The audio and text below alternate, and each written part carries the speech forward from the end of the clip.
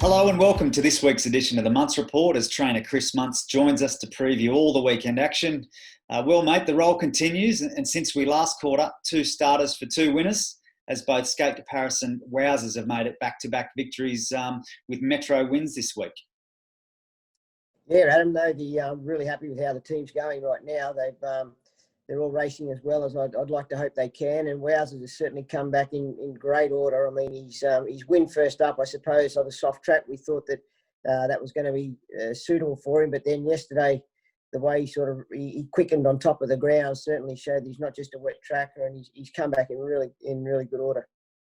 And he really showed that sprint, didn't he, that he's got to finish off. He sort of powered home that last 100 metres. And I think in the last episode, you touched on the fact that you think he'll get out to, a mile and that sort of thing as he progresses through his grades. I think a mile suits him. I think he'll get to a mile, no worries.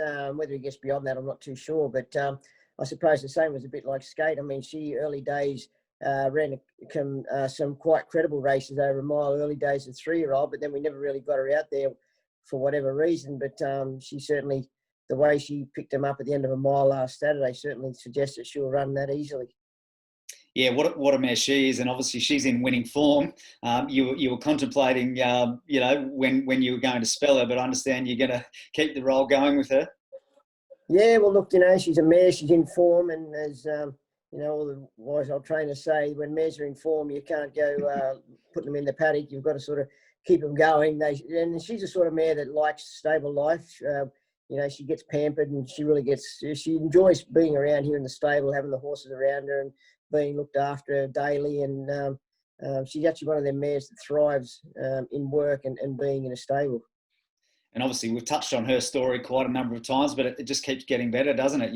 A $10,000 purchase, and the owners are just living the dream with her, and it shows no sign of stopping.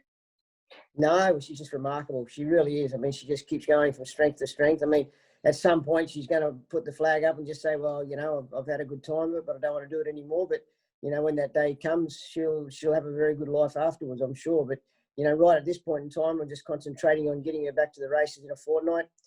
She'll run here over 1,400 metres I think it's a quality handicap or something, and then she'll go to the mile Brisbane handicap a fortnight after that. So she'll have 2 more runs before we sort of give her a little freshen before the Magic Millions. Yeah, very good. All right, well, let's focus on this week's runners and see how many more winners are in store. Saturday at Doomben, Lady Bramos flies the flag for the stable and the Archer Park team in the Fillies and Mares Class 3 plate over 1,200. You think it looks a nice progression for her after a strong win in provincial company last start? How do you think she'll measure up in this grade? I think she's well up to this sort of level of horse. I mean, the start before, there was a heavy track, I'm sure, that brought her unstuck. And as we learn more about her, as I've only had her a short period of time, but I'm firmly of the belief she's better on top of the ground than I know she's run on a softish track. But I think on top of the ground is where she's got much more of a dynamic acceleration. And I think she showed that the other day at Ipswich, even though it was a bit soft that day, she still rounded them up and beat them quite convincingly, obviously in a lot weaker race. But this Saturday she'll meet a stronger group of horses, but she's in very, very good form. And as I said, she's going to get the right run from a good draw, and Justin's riding fantastic at the moment, so we'll give her a good ride. Yeah, two in-form combinations there. She's obviously won 2 of her last 2 wins from her last 3 starts. Touching on the other runners for the weekend, basically all roads then lead to the Sunshine Coast on Sunday, where the stable has a big team of runners engaged, 5 acceptors.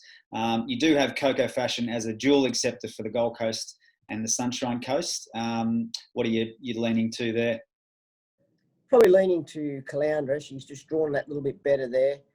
She has raced well on that track previously also. So for that reason, I'm probably leaning to heading that way. And, she's getting out now to a trip that I'm sure is going to suit her. And, she's drawn well. Larry knows her quite well. He's adamant that she just wants a race where they go along at a good gallop to allow her to finish her race off better. Okay, she's engaged in race 7. Earlier on in the day, Fiorente, who's a towering chestnut by Melbourne Cup winner Fiorente. He makes his debut over the 1,800 metres as you look to step him up sort of over distance. Obviously, I guess what we can say with this fellow is that the trials and jump outs are no indication. They're far too short for him. Yeah, correct. And as I said to the owners, going to the trials again wasn't going to improve him or show us anything more than what we've already seen. So he's had plenty of work into his legs, plenty of gallops. He's a big striding horse. He's a giant of an animal.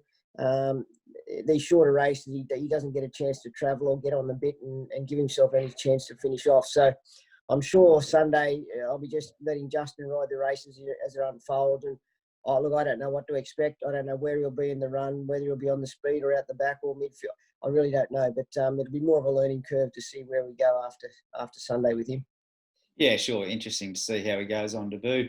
Another horse who's has been looking for a trip is Outback Gladiator, and he steps up to the 1,800 metres in race 4, which is a 0 to 65 rater handicap.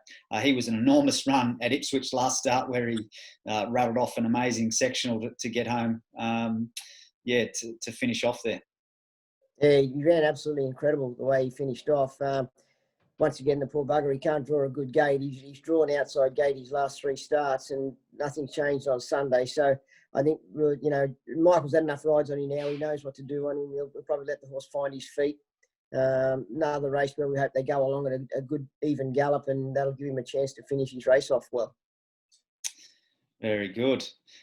Former Sydney galloper, Unguarded, makes her debut for the stable in a benchmark 70 handicap off the back of an impressive trial performance. Yeah, I'm quite happy with how this mare's going. She's a quirky mare, got a few little tricks up her sleeve, but I think we've got her going as well as she can. I thought her trial the other day was good, coming from well back after being slow away, and rounded them up pretty well to win. From a good draw, I think I'm just going to have to leave it up to Justin and how she jumps as to where he lets her travel. I'm hoping that he can find a midfieldish type of spot on her and just let her balance up from there. But look, it's at the end of the day, I think if she gets the right sort of run, I'm sure that she could be right there in the finish for sure. Yeah, one to watch on debut for the stable. Race 7 is the benchmark 75 handicap over 1,400 metres. That's where Coco Fashion's engaged, who we've already touched on. And the other runner is Patriotic Rose, who's also 4th up here. Yeah, well, her run 2 starts back was very good at Gatton.